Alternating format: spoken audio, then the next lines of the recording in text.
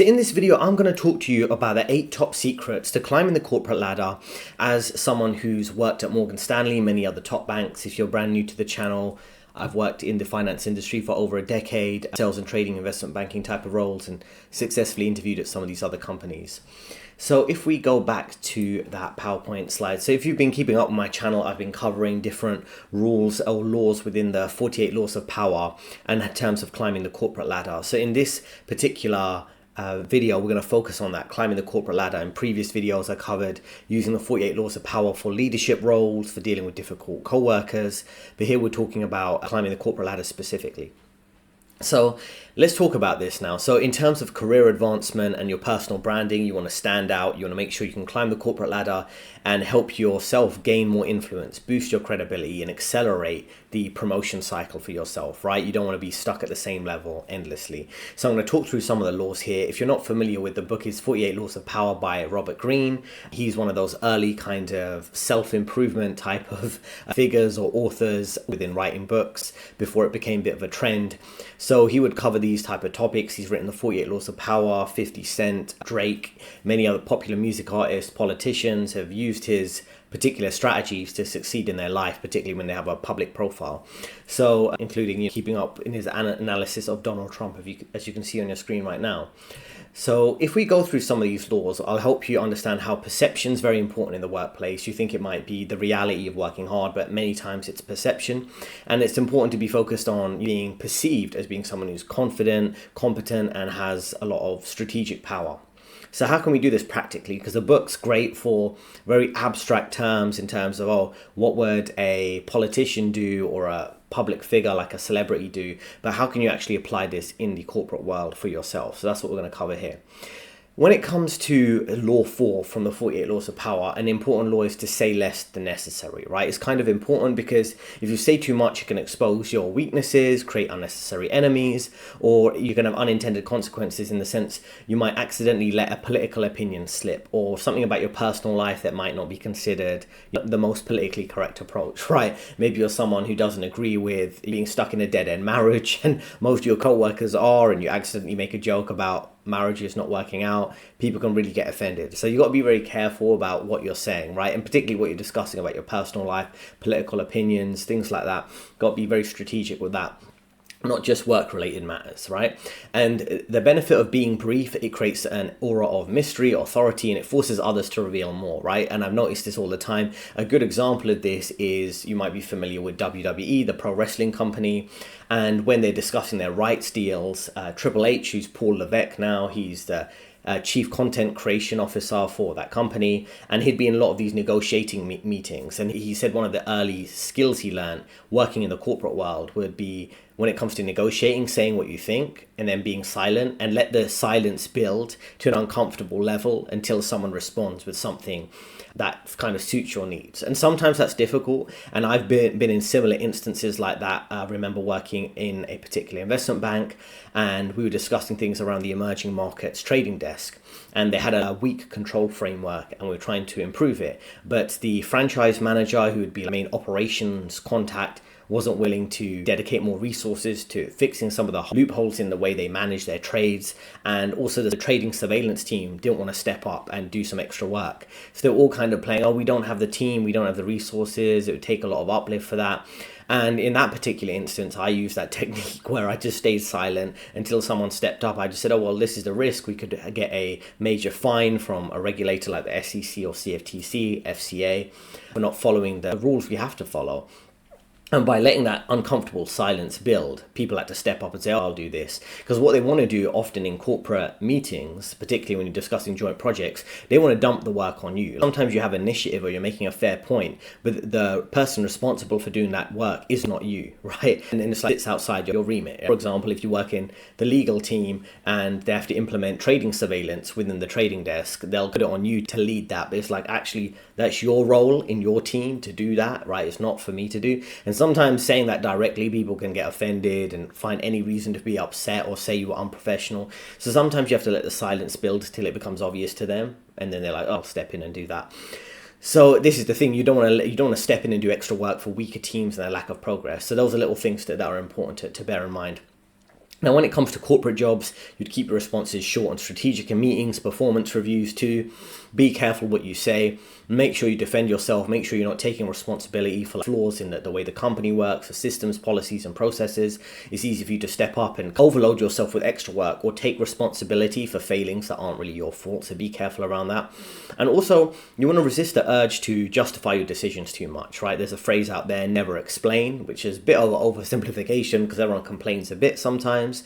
And sometimes you do need to explain yourself. But as a general rule, you don't need to go, I need to explain every little thing I do. You should just let your work or let your results build credibility, and you can always lean on that a bit and say, well, I did this and I proved I could run that project, so I can lead the next project. For example, if a colleague is putting pressure on you about your future plans, instead of oversharing, you can just say, I'm focused on excelling in this particular project, this particular job I'm doing now, and I'll see where that leads. It's kind of short, it's calm, it's powerful. And what ends up happening is many people, this is just typical in the corporate world, even in your personal life, you see this, everyone loves to dig into your personal life or what your plans are, your future financial plans, your professional plans in your career growth. And what ends up happening is people want to know your game plan and copy it, right? Or they want to just gossip about it later. For example, if someone asks you, what you're going to do in your next stage of your career, what would that be? You might be have an intention to take a major career pivot and go from finance to tech. You might be in a particular area of finance and you want to jump to another team. You don't have to tell people these things. You just say, I'm kind of doing this, focus on this, and trying to reach the next stage of this particular path. You don't have to give away your whole game plan. Many people do that, or many people start doing things which seem a bit suspicious or can really make your manager feel uncomfortable or team members feel uncomfortable what your actual intentions are. I'll give you two examples. Working at another investment bank, I had two team members and we were working in around financial risk management. One of them was doing like a data analytics coding course around Python and things like that that wasn't really relevant to what we're doing. And another woman, she was doing a course around law, right? Which again is not exactly what we're doing. So of course people can study what they want to study, but it was kind of clear their intentions were not to stay on the team. They wanted to go for maybe slightly higher paying roles in like different risk teams or the legal team, things like that. There's nothing wrong with that, but it's just like you have to be careful what impression that can give off to other people, that maybe you're not really committed to this job. Or sometimes, and I've seen this, ridiculous things happen where managers will be like, well, they don't seem to be too focused on this, they're just doing it for the time being till they can find something else they want to do, or they just have a general interest in working in finance, they're not specifically interested in this line of work. So you've got to be careful what type of information gets shared. Now, law number 10 is around avoiding the unhappy and the unlucky. Now, this applies to your corporate roles, but also in your general life, right? Negative colleagues can drain morale. They can drag down your personal professional brand at work by association. By staying close to bad energy, it can get you labeled as part of the problem. This negative energy tends to spread like energy vampires. People are draining positive vibes or energy in your life, same in your personal life, and they're bringing your energy level down, and the negativity tends to spread to your reputation too, right? If they're always whinging about the work and they're next to you and co-workers overhear it, they just assume you're agreeing with that person or you're associated with that type of gossiping or that negativity. So you want to keep your energy level high, particularly when you're dealing with stressful jobs, or maybe you're looking to leave the company or you're personally not particularly happy there. You don't want to be around someone who's constantly complaining and cursing about the work and things like that. It's not a good look for yourself, right? So I've been in jobs that I didn't like and I wanted to move, and you just got to keep it to yourself and keep a low profile around that and not get too linked to people who are constantly complaining, because most offices, they're open plan offices, right? Everyone's always listening to everyone else. Even if they pretend they're staring at their screen, they can't hear what's going on next to them. Everyone can hear everyone and everyone's gossiping about things. So what you want to do is politely distance yourself from chronic complainers, gossipers, or underperformers. You want to spend more time with top performers or people who are perceived more popular if you can, or leaders whose reputation will lift your own, or you get associated with being in the good books of the power players, essentially, right? So that's a good way to align yourself and stay away from people who are falling down in perception in the team or the company. Now, if a toxic co-worker is constantly complaining, you can just always excuse yourself. I need to jump on a call about something urgent. I just need to get back to work right now. I'll catch you later. You don't want to be, like I say, tied to the drama and nonsense that they tend to create in the workplace environment. Next up, we have Law 24, which is playing the perfect courtier, right? Which is when you're in the corporate situations, you want to be a good host. You want to be able to navigate difficult egos, play the political game smartly and not get too dragged into other people's emotions, their fragile egos and things like that, right? You want to be subtle, be polite and charming, and have a degree of emotional intelligence. Now, partly of that is because you are in the workplace where a lot of it does come down to social dynamics and not the quality of your work in terms of your success. But also you have just a general society where people are a bit more on edge. They're a bit more emotional than they were in previous generations. People are more easily offended. People are more, particularly now, anxious about layoffs and how they're perceived at work and things like that. So you just want to be the kind of calm, soothing voice that puts people at ease. And I think that's kind of important, particularly now, to take people on edge and things like that. Another thing linked to that would be the way you're presenting yourself calm and professional in an environment where people are on edge, inflation, high living costs, job losses, social instability, relationship instability. So if you're a calm voice, it helps. It's better that's your brand than someone who's on edge like everyone else. So the way you'd apply it would be adapting to different personalities without losing your core values. For example, complimenting leaders subtly or team members, being a slightly somewhat positive voice. You don't have to suck up to people, but being someone who's always perceived in a positive way. And you can frame any disagreements carefully. You're going to deal with so many over-emotional co-workers. See people venting. I remember a team member, a co-worker in a different team who's in the back office who wanted to have a meeting with me. And I said, I'll have a meeting. So we headed off the trading floor and I just had to listen to a vent about one particular trader. And there wasn't a real solution. I was trying to identify what's the actual issue here, but it was just like she wanted to whinge for 30 minutes. And I just didn't know what can we actually do to move this forward. And there wasn't really a solution. It was just something that happened in the past where there was a delay in getting this trader registered with the local financial regulator and things like that. But it was like, that's happened now. If it happens again, we can handle that. But it just seems like a one-off situation. So this is what I mean by sometimes you just got to be polite about separating yourself from some of these pointless disagreements or stating things clearly. And sometimes you can do that verbally in meetings, one-on-one meetings with maybe difficult co-workers. Sometimes you've got to think, is it best to bring a third co-worker there, maybe your manager if it's really contentious, or having things on email so there's a track record so people can't say you agreed one thing in a meeting verbally and then did something different. If you have an email trail, an email summary of the meeting, that can also help you. Now, when it comes to disagreeing, for example, let's give an example of disagreeing with a vice president, maybe someone more senior than you. If they have an idea, you can say, I like that direction. Have you considered making a potential change here that might make it even stronger? So what you want to do is compliment and then critique, right? CC, compliment, then critique. That's great, but can we perhaps include this too? So these are the type of things that avoid confrontation, because like I say, people are very sensitive. If you compliment them or just say something positive first, follow up with something might be critical, that will help you manage those scenarios, right? Like a gracious host, not quite like a butler or a waiter, but just a similar polite approach there. Law 25 of the 48 Laws of Power is around recreating yourself. You want to present yourself with the highest level of self-respect. It could be the clothes you wear, dressing well, speaking well. And these type of things are crucial in corporate life, right? Typically, when you're in a stagnant environment and there's a lack of progress, sometimes you do need to reinvent yourself. That could be a career pivot, a career transition, but it could just be the way you present yourself to improve the perception of yourself in your company, in your industry more broadly.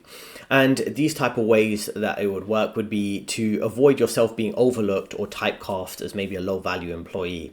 And personal branding tends to matter more because, like I say, so much in the corporate environment is dependent on perception, particularly in a crowded corporate world, many people facing layoffs, higher job competition than ever before.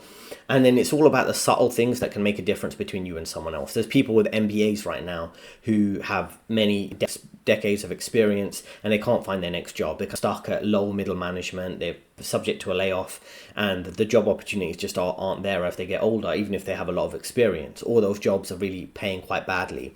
So you have to really think about how you can recreate yourself and stay one step ahead. And a lot of those things come down to perception, right? It's very important when it comes to career transitions. Don't let people put you in a box, hold you down, make you feel small, or be stagnant in your career. You might feel like you're not going to get promoted and things like that. Then you can do things like job hopping to another job, thinking about considerations outside your particular role so you can avoid being pigeonholed in one particular niche in your industry. You want to build a broad level of experience. A lot of these things about recreating yourselves really can be challenging when you're dealing with toxic work environments. People always putting you down, giving little cheap shots. You're always on the receiving end of banter, people insulting you indirectly. And it's not enough that you could go to HR and make a big deal about it. It's kind of like you're always the butt of the joke. You're always the guy who's they're making fun of, right? And that can be very subtle and difficult to deal with. And things like that, you might want to consider moving teams within the company or moving to another company, or just making sure you always carry yourself in a way where it's clear that people shouldn't be disrespecting you. And it can come down to little things by being well groomed, being well dressed, speaking professionally, not giving people an opening to mock you in a sense. So how can you apply this more in corporate jobs? You could update your skills in terms of your resume, your LinkedIn. It's your hot commodity in the industry you're in when it comes to getting job opportunities on LinkedIn. Strategically rebranding when it comes to switching industries or moving into higher roles. For example, if you started from in the operations team, like a more middle office, back office team, you move to finance, you'd update your resume, your LinkedIn profile, update maybe if you have a profile on the company intranet, you might update that to know any finance related projects you've been working on. These are the type of things you could do. It's really subtle steps, but the whole point is in life, you're always recreating yourself, right? Regardless of whether in what industry you're in. I mentioned earlier the music industry, 50 Cent rebranding himself from a music artist to TV production. In WWE, pro wrestlers recreate their characters, moved, in the example I gave before about Triple H or Paul Levesque, he worked through many characters on screen, and then behind the scenes he went from talent development to working in content creation. So these are the type of things over the course of your career. We're just not going to live in the past. Like I say in all my videos, you're stable 9 to 5 you do for your whole life, and spend 25 years paying off your mortgage and being in one relationship or one marriage for your whole life. That can occur, but it's increasingly rarer, right, than it ever was before. So that's why recreating yourself is important. I would say that's why self-reflection is important, which is quite important. It's linked to this. So you don't get stuck in this never-ending cycle of lack of progress in your life, which most people are in, whether they want to admit it or not.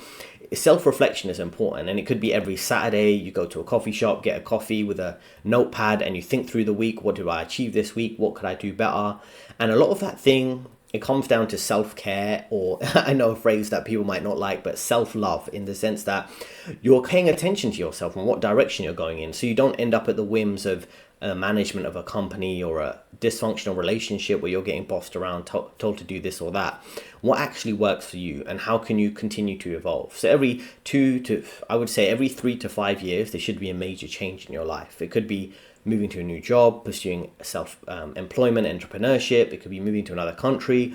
It could be all types of things, maybe living in a different location where you're currently at. If you're not pushing forward, you're just going to fall behind. And many people, like I say, they're stuck. They're not making progress. So also you need to keep your hands clean, right? And that's law 26. Now, what do I mean by that?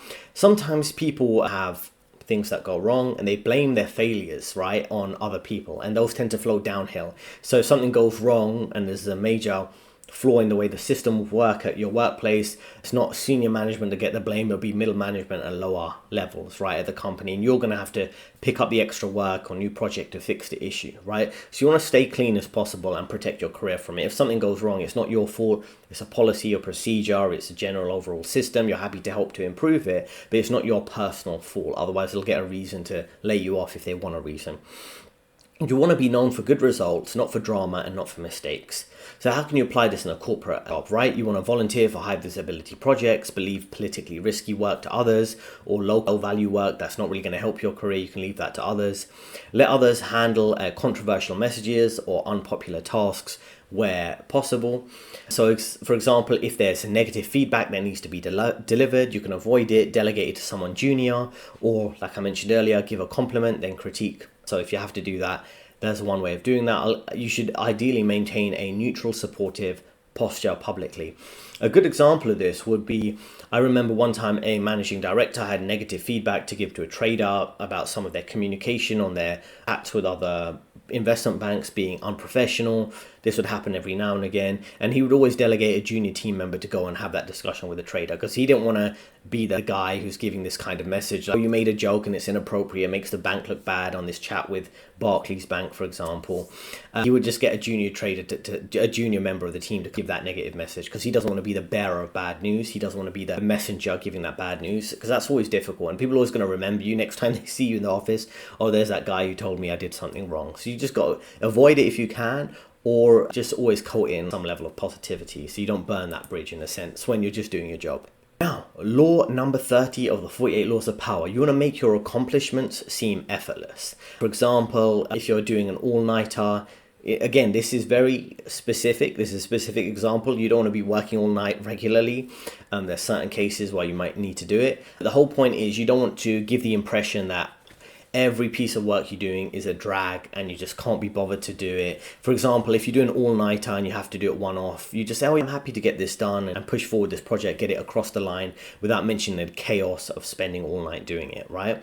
These are the type of things of making it seem like you're professional and effortless. Because many people, they're doing a lot of good work, but they're always whinging, oh, I have to do this and I have to do that. Lots of people have that heavy negative energy. You don't want to carry that with you just in your personal life and your general day-to-day life, because it's just kind of negative. But also you don't want to give the impression that everything's so difficult for you to do, because they'll feel like, oh, if you can't handle your current level because you're always whinging about it, you're not going to make it to the next level. So you could simply say, happy to get this across the line. And it's kind of important in corporate life, because if you look like you're struggling, people undervalue your skills. If you have effortless success, it builds an image, right? Perception matters, of competency and natural leadership. So you should always present your major wins casually, as if they were just another good day at work, and prepare behind the scenes to progress to the next level. So everything should be the final polished result, right? The final result is what you're showing to people. You don't have to show them all the hard work and all the working you did in the back end to make this continue. You don't have to give them all the backstory of how difficult it was, because sometimes that cannot be received like unprofessional, or you just want extra attention. You just present the high quality final product where you can. Law 32, you want to play to people's fantasies, right? Everyone has fantasies. Sometimes people crave hope, ambition, and vision. Practical reality can be more boring for many people. Many people have a particular vision of the industry they're working in or the level of success they want. It could be social status, buying cars and big houses, or even smaller social status items like expensive watches and handbags and whatever that would be. So people tend to focus on that. And another thing could be holidays, right? Lots of people tend to look forward to their holidays in the corporate world. So you can feed into others' dreams to move faster and higher. So that could be things like, if we get this project done, of course you'll be able to go on that holiday that you're looking forward to, or buy that new watch you were looking to buy, things like that, right? People are very emotionally driven these days rather than logic. They're focused on exciting opportunities. Feeding the dream, creating a bit of a fantasy, or hyping up a particular project can help you too. Frame projects and team goals as exciting opportunities, not tedious chores. Sell your ideas in a way that will connect with other people emotionally and not just logically.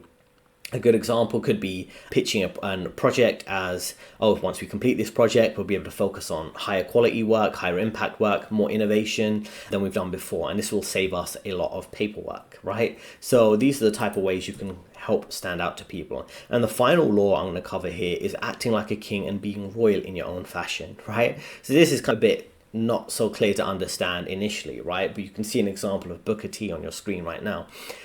People tend to treat you how you treat yourself. If you have low confidence, it invites low respect. If you disrespect yourself, other people will disrespect you. If you're always making jokes with self-deprecating jokes, making jokes about yourself, the way you look, the way you sound, people will think that's an open door invitation for them to do the same thing, right? Carry yourself with dignity and self-respect, and others will mirror it. They'll know not to cross you, manipulate you, take advantage of you, right? You should dress sharply, speak decisively, and command space with posture and tone, right? You want to demand respect silently, and it should always be implied. You don't have to tell people, respect me, but if you conduct yourself in a respectful, professional way, people will feel like, oh, I don't want to mess around with that guy, right? Without you being intimidating, just because you can see, like, well, I'm not really going to put up with that. And another example here would be in a high stakes meeting, sitting straight, speaking calmly, deliberately, not rushing to fill silences, letting others lean into your energy instead of chasing theirs. I just want to focus on this because sometimes I see things, people do get disrespected at work, right? And instances where I remember a team member who was slightly more senior than me on one of the teams I worked on briefly before I left the company. She would do this to me, but she did it to other people who were in similar roles as me, where she'd ask them to print things from the printer, right? Or take meeting notes for her. And it's like, she was just like slightly more senior than me at the time, which is kind of funny. It's like someone who has 1 year more experience than you. And I would just refuse to do it. And I hear other people had the same thing where they were getting annoyed with her because she's just talking down to people to do things for her. So you just got to have a level of self-respect where it's like, well, I'm not going to do that. Even though if it might create a bit of rift or awkward tension in the office temporarily. If you don't set clear boundaries at the start, you're going to have that disrespected, right? So many different examples of little things like that happening. When the whole lockdown situation happened, I was the last employee on the team who was in the office. putting in extra work to be in the office while most people were working from home. And after a point, and I had a conversation with a family member around the time, and they were like, oh, well, they're taking advantage of you. The managers, the other team members, they're working from home. You're not getting paid anything extra for sitting in the office and doing that when everyone's working from home. And that's when I really rethought that instance. And I was like, oh, they should be leading from the front. Management should be setting the tone from the top. If they're not working in the office, they get the luxury of working from home, then why don't I? And I went to work from home and I said, oh, I'm not comfortable about the safety aspects of this whole situation of working in the office, so I got to work from home, and then my manager had to go to the office, and they're getting paid 3-4 times my salary, so they should. Now, what are the key takeaways here, right? So perception is everything. You want to craft an image of confidence and competence, right? And self-respect. And that will equate master perception, craft an image of effortless confidence and control, play the political game where needed, navigating people's sensitive, fragile egos, build alliances, understand the hidden power structures so you can progress your agenda and get promoted, and reinvent yourself, right? Adapt, grow, and stay one step ahead of the environment. In the corporate world, it's not simply enough to work hard. You want to be able to look unstoppable. And that brings me on to this, right? I've worked in the finance industry for over a decade. I offer career coaching. There's a link in description, right? And through this, I can help you secure your promotion faster through the Career Acceleration Coaching Program, help you land a dream career through, again, another coaching program, or I could help you through a course that I have, which is readily available right now, for you to learn and master office politics just like this. So I think all of these things are quite important. And if we just flick ahead one moment, in the Career Code coaching program that I have, or the course that I have, I go through specific laws that will help you, similar to the 48 laws of power, to master the corporate game, right? And help give you the tricks and the secrets that I used for over a decade at Morgan Stanley and Goldman Sachs, all these other top companies, to put myself in a position to get promoted to director level. If you look at law 1, which is in the career code, again, link in description, this particular video is relating to that, right? Learning the corporate game or getting played. You need to optimize office power dynamics, or you will be outmaneuvered by competitive co-workers and controlling managers, right? Office politics is not just a general skill, it's a survival skill, it's a success skill, and that's why you need to learn it. So if you're interested, there's a link in description, and I can help you with coaching or my course, and there's also a mailing list here so you can get started and help move forward with free tips through your mailbox. So I'll see you in the next video. 2 recommended videos on your screen right now.